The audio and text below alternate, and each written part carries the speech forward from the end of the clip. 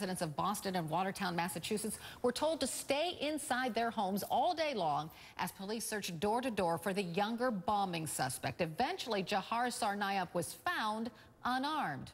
At the NRA's national conference this weekend, Executive Vice President Wayne LaPierre posed this question to tens of thousands in attendance: how many in Boston probably wished they had a gun?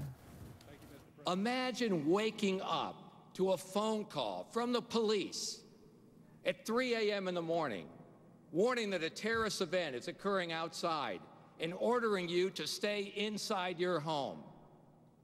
I'm talking, of course, about Boston, where residents were imprisoned behind the locked doors of their own homes. A terrorist with bombs and guns just outside.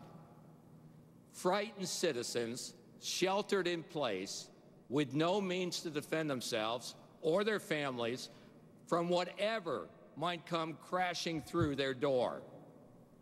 How many Bostonians wish they had a gun 2 weeks ago?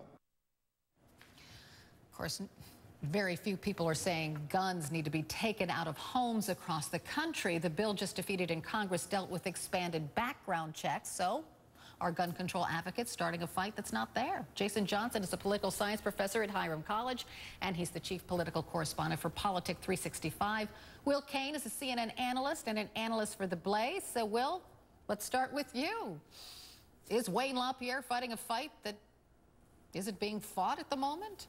Absolutely, that fight is there. That fight is underlying every single gun debate we have. Look, I suspect, and this is not just wild speculation, if you gave gun control advocates truth serum, the truth is they don't like the Second Amendment, and they would like to get rid of guns. Well, that means ban and confiscation, doesn't matter. They just like to get rid of them in this kind of amorphous wish list type thing. And that's, again, not me speculating. Add together the proponents and the bills they have put forward. First, there was an attempt to get rid of, what, military-style, tactical, strategic, made-up category of weapons. That was followed by a background check under the pretense of getting rid of guns in criminals' hands. And then now the latest hobby horse is to talk about these tragic accidental violence situations where kids are hurt in homes. The only commonality to any of these ideas is to stigmatize guns, is a general animus towards guns. So Wayne LaPierre is addressing that basic truth underlying all of these debates. So Jason, is Will saying we shouldn't bring up these tragedies just because? Because Wayne LaPierre brought up a tragedy, didn't he? No, this is just bragging. Okay, it's bragging. The war has been won. The NRA won. Gun control did not happen. This is simply Wayne LaPierre trying to keep himself in the press and talking about the NRA and all their accomplishments. Look, you know, the number of applicants for gun applications has actually gone up in Boston. There have actually been a number of states that have loosened the laws when it comes to gun control since Sandy Hook. This is not a fight. This is not a real issue. The government isn't taking anyone's guns. And if anything, catching these two men would have been more difficult if everyone was running around the streets acting like a vigilante. So this is not an issue. And couldn't you make the argument from the other side, Will, because in the state of Massachusetts, it's illegal to buy a gun if you're under the age of 21, and Jahar Tsarnaev was 19. I don't know. He could get a gun easily somewhere else. I'm not saying that, but it sounds you could like argue he did. The other way.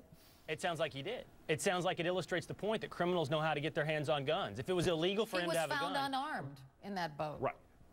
Exactly. You're going to tell me Jahar Tsarnaev in that entire battle, that entire firefight throughout the night, didn't have a gun in his hand? They found one gun with the older brother. I don't know, but this is just the information that's out there right now. He was unarmed when he was found in that boat. I think it illustrates the point that criminals get their hands on guns no matter what laws you pass. That when you advocate for gun control laws, the truth is you're advocating to make it tougher for law-abiding citizens to get guns, and you're having very little effect on the criminals that know how to flout the law either way. And see, here's the thing. If we actually get back to the real issue, which is what Wayne LaPierre said, he's totally off the subject. Boston was a clear example of why we need professionals with guns in order to solve these problems. This was a massive shootout. It was taken care of by professionals, not people running around the streets. No one was knocking on people's doors and saying giving up their guns. And that is the problem with the NRA. Rather than focusing on the issues at hand, they want to talk about these huge, draconian, terrible liberal attacks, which are not happening and clearly weren't even going to occur with the congressional bill. All right, we're going to have to end it there. I wish we could go on because, as you know, we could continue this argument until the cows come home. Isn't that the old saying? Will Cain, Jason Johnson, many thanks to both of you. I want to hear what you think. Facebook.com/CarolCNN or tweet me at CarolCNN.